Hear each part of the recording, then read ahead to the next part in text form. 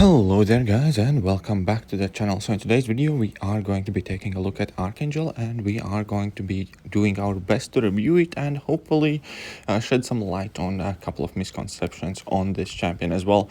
So first and foremost, obviously we are going to go through our mandatory Winter Soldier fight. Now I do not have any specific synergy team active for this fight. I am running Suicides, and basically it was just like Nick Fury synergy setup, and I think I threw in Psylocke there for a bit of extra power gain.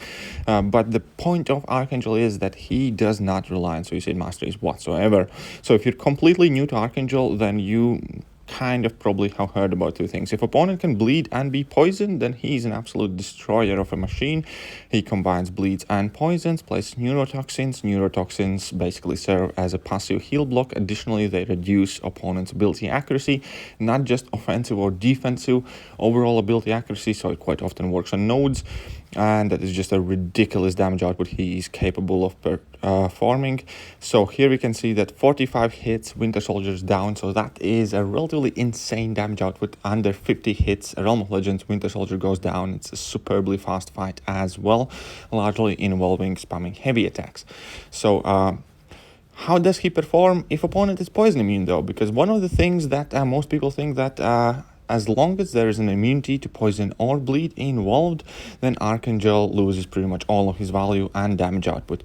Well, fact of the matter is that his damage output is still definitely respectable against opponents that are poison immune but are not bleed immune. So in this case, we are going up against Captain Marvel Classic, and obviously it's going to take us longer, but at the same time, because none of those bleeds do convert with poisons into neurotoxins, we are able to maintain an incredibly high bleed count, often capping out at like even 15 or going above that. And even though the fight does take longer, he's still going to be able to take down that Captain Marvel under 100 hits. Now, that obviously isn't under 50 hits anymore. However, this is also a fight where we do not have class advantage anymore. And just to kind of like illustrate that example slightly bit better, we're going to be going up against Realm of Legends Juggernaut, and we're going to compare how the hit count goes in that fight. As we are talking about the damage output also, it is important to note that Archangel is somewhat RNG reliant, especially initially at the beginning of the fight, because quite often you will be in a fairly big rush to place those neurotoxins on your opponents, and there is a chance that you do not get enough bleeds or the poisons don't proc. But the base idea is you want to drop some heavy attacks initially to place some bleeds on opponent, then every time you parry or basically opponent makes a contact with you in your block, they can gain a poison debuff. If you have 4 bleeds active on opponent, then they are guaranteed to gain a poison debuff. And then you apply new additional bleeds, and if you apply bleed while poison is active on opponent, they do convert into a neurotoxin. But here, as I'm talking in the background, we have had our Juggernaut fight go on, and as you can see here, this fight is going to last about 70 something hits. So the drop from 90 something to 70 something hits is not that major, definitely not that massive, and that just proves the point that Archangel is still definitely capable damage dealer even when it comes to poison immune champions. Additionally, the fact that you are spamming bleeds on opponents, do make sure that in conjunction with Despair Mastery, you still are able to shut down opponents' healing almost consistently for 100%. Now, next fight I have sped up once again is going to be a clip against Labyrinth of Legends Starlords. We're not going to do a full fight, largely because I'd probably die from recall damage. But another point I wanted to make out, that even if you are unable to rely on your parry heavy playstyle, you can still play Archangel so long as you can get your neurotoxins or poisons going in the fight.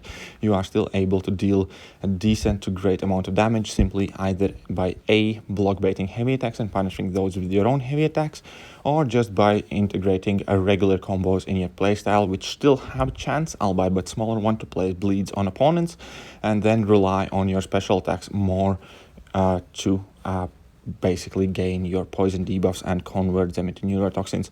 You do lose some damage output in that way, but he is still able to kind of adapt, overcome, and improvise, if you will, and deal with many different matchups. Now, additionally, obviously, parry heavy playstyle and savage damage output means that he might be extremely useful in many matchups and many node combinations you might not necessarily think he is. For instance, here we are facing off against Delirium and his main nodes in 6.3. So these opponents are absolutely stacked as they come in questing content. And you would think that playing with the reverse controls is extremely difficult. Well, when you are running Archangel and you hardly have to bait out opponent's special attacks, and it's not too important if your medium controls are switched with your dash controls, so on and so forth, that basically means that it is extremely easy to adapt with him and use Archangel to absolutely tear through the content, even, let's say in this case, on the reverse controls. Partially because of his insane damage output, partially because of his relatively easy to manage playstyle. Like in this example, I will not showcase the clearing of entire lane, but I did manage to clear it with Archangel despite suicide masteries, despite taking chip damage along the way, making a couple of mistakes. Archangel was more than capable to actually clear the entire lane. Obviously, Archangel typically does get used slightly different. He's typically a problem solver because there will pretty much always be matchups where you cannot or should not try to use Archangel, but the matchup that he does work, he does put in a phenomenal amount of work. In this case, we're going to be showcasing it against one of the older enemies we have in the contest, and that's Magic. And Archangel was one of the original answers for Magic, partially due to because of the ability to spam debuffs and with that doing kind of like a lot of damage over time and not triggering Limbo too often, and largely because of his ability accuracy reduction, meaning that once you get the fight going, she will pretty much never trigger Limbo again and you have the fight in the bag. And he was pretty much the first champion to make Magic a breeze, as long as you could actually bleed and poison her and there were no other nodes interfering. But all of that being said, Archangel is still extremely useful solution to many of different bosses in uncollected quests pretty much every month. Even a 4-star Archangel typically is capable of dealing with a lot of the problem bosses that we do get in contest consistently. Archangel's neurotoxins are in fact so potent that they are often capable of shutting down entire nodes in themselves. Like in this case, this Moon Knight does have Spite active on him. However, we're going to see that later on in the fight I will trigger a buff on me. I will trigger Dexterity and the Spite will not trigger. So here we go. He should be gaining power like crazy at this point, but he isn't because Archangel's neurotoxins prevents even nodes from activating, and that is extremely potent ability that can definitely come in handy in a lot of difficult matchups throughout the content. And all of these fights pretty much here have been featured from 6.3. And the next fight is going to be against Gambit, and Gambit is going to be an interesting fight. And it's because he has 200% power gain, and you'd think that a champion without any kind of power control abilities could potentially have a difficult time. But in reality, this is going to be a very easy systematic fight for Archangel. Again, largely due to his massive damage output and his playstyle, because we can see that each and every single one of our heavy attacks give Gambit just below a bar of power, so you know that you can throw 3 heavy attacks max before you having to bait out a level 2, and you can always kind of like count and calculate where opponent's power is going to be, so there's a lot less speculation involved, a lot more kind of fight management, and at the same time you have this beastie damage output that kind of makes sure that Gambit just goes down insanely quickly. And with the parry heavy method, you pretty much never have to worry about being cornered, and you always have enough time to bait out your special attacks, reposition on the map, so on and so forth. And here we can see that this is an Act 6.3 fight, and opponent's down in 27 hits. And that is definitely a crazy quick way how to clear lanes in pretty much any piece of content. And in itself, Archangel does not rely with any synergies. He can do relatively well with and without suicide masteries, and that makes him a perfect addition to vast majority of the questing teams, because he might not be a solution to every single fight. As soon as immunities are involved, especially poison immunity, he is definitely severely gimped and borderline unusable. However, the fact that he does not require entire kind of like synergy team or investment around him definitely make him viable for a lot of endgame content. And one of the most common kind of critiques this guy gets typically is obviously the fact that he does require opponents and not to have bleed or poison immunity. And in addition to that, many people, myself included, for extremely long period of time, have been saying that basically he can do everything he has to do at like a rank 4 or even a rank 3 at times. And that is mainly to his massive damage output. And here's the thing. Yes, he can complete a lot of content for specific fights as a rank 4 or rank 3 5-star champion. However, at the same point, why wouldn't you want to have all this extra damage output and this extra Slayer mode available to you more often than not, and even as you're clearing a regular piece of content? So he's definitely a fantastic champion. He definitely always has been one of the better champions in the game, and he has stayed up there since he came out, I believe in 2016 or 17, I forgot. But he has remained as one of the better champions for many years now, just because of that power, of that damage, and the strength of his neurotoxins, basically. And yes, obviously there is still the argument that you can largely do more or less the same things with a lower ranked Archangel, mainly thanks to his insane damage output and just the way he functions.